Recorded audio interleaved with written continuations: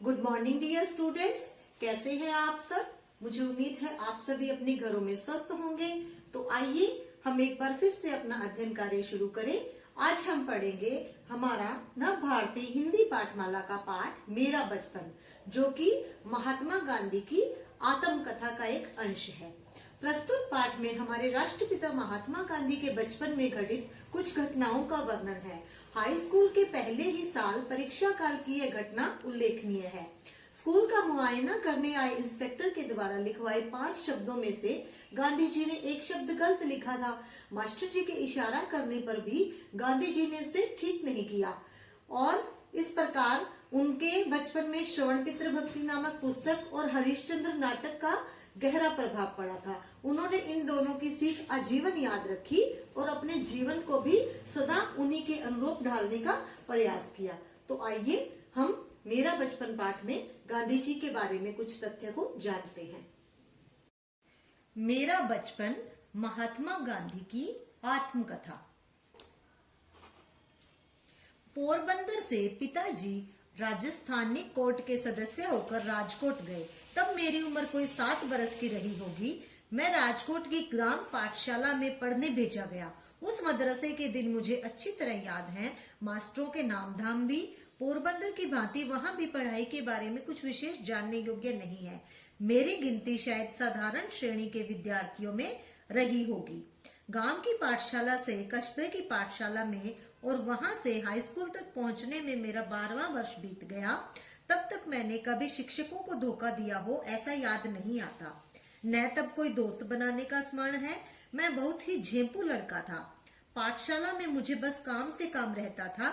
घंटा बजते ही स्कूल पहुंच जाना और पाठशाला बंद होते ही घर भागना। भागना शब्द मैं जानबूझकर इस्तेमाल कर रहा हूँ। कारण यह है कि मुझे किसी से बातें करना नहीं रुचता था।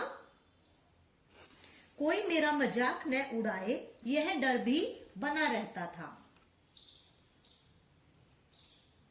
हाई स्कूल के पहले ही साल की परीक्षा काल की एक घटना उल्लेखनीय है। शिक्षा विभाग के इंस्पेक्टर जाइल्स स्कूल के मुआयने के लिए आए थे। उन्होंने पहले दर्जे के लड़कों को 5 शब्द लिखवाए। उनमें एक शब्द मैंने गलत लिखा। मास्टर जी ने मुझे अपने बूट की नोक से चेताया, पर मैं क्यों चेतने लगा? मैं यह सोच भी न सका कि मास्टर जी मुझे लड़के की स्लेट देखकर हिज्जे दुरुस्त कर लेने का इशारा कर रहे हैं। मैंने तो यह मान रखा था कि मास्टर जी वहां इसके लिए तैनात हैं कि हम एक दूसरे की नकल न कर सके।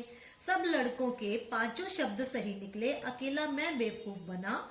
मेरी मूर्खता मास्टर जी ने मुझे बाद में बतलाई, पर मेरे मन में उसका कोई असर न हुआ। मुझे दूसरे लड़कों की नकल करना भी कभी न आया। इतने पर भी मास्टर जी के प्रति मेरा आदर कभी घटा नहीं। बड़ों के दोष न देखने का गुण मुझमें स्वाभाविक था। इन मास्टर जी के अन्य दोष भी मुझे बाद में मालूम हुए।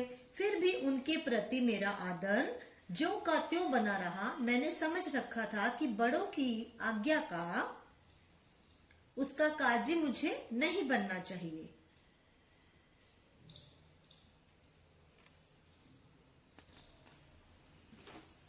इसी समय के 2 और प्रसंग सदा मुझे याद रहे हैं।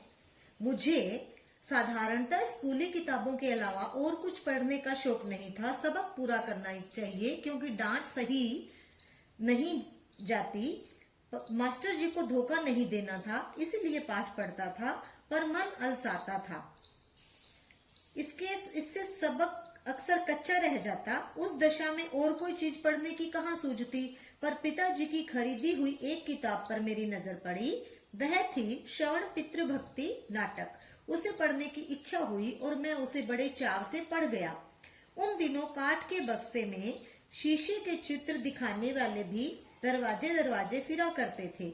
उनसे मैंने श्रवण को अपने माता पिता को कांवर में बिठाकर यात्रा के लिए ले जाने का चित्र भी देखा। दोनों चीजों का मुझ पर गहरा असर हुआ। मुझे भी श्रवण के समान होना चाहिए, यह भाव उठने लगा। श्रवण की मृत्यु पर उसके माता पिता का विलाप आज भी याद है। इस ललित छंद को मैंने बजाना भी सीख लिया था। मुझे बाजा सीखने का शौक था और पिताजी ने एक बाजा दिला भी दिया था। उसमें हरिश्चंद्र की कथा थी। यह नाटक देखने में मेरी तृप्ति ही न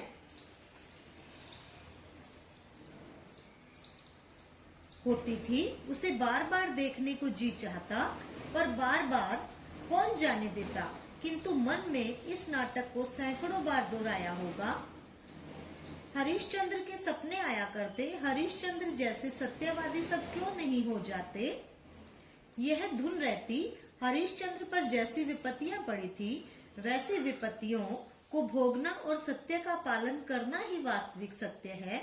मैंने तो मान लिया था कि नाटक में लिखी विपदाएं हरिश्चंद्र पर अवश्य पड़ी होंगी। हरिश्चंद्र का दुख देखकर मुझे उसे याद कर मैं खूब रोया हूँ। आज मैं समझ गया हूँ कि हरिश्चंद्र कोई ऐतिहासिक व्यक्ति नहीं थे। फिर भी मेरे मन में हरिश्चंद्र और श्रवण आज भी जीवित हैं। आज भी मेरी आंखों में ख्याल है कि आज इन नाटकों को मैं पढ़ूं तो आज भी मेरी आंखों में आंसू आ जाएंगे। शिक्षा।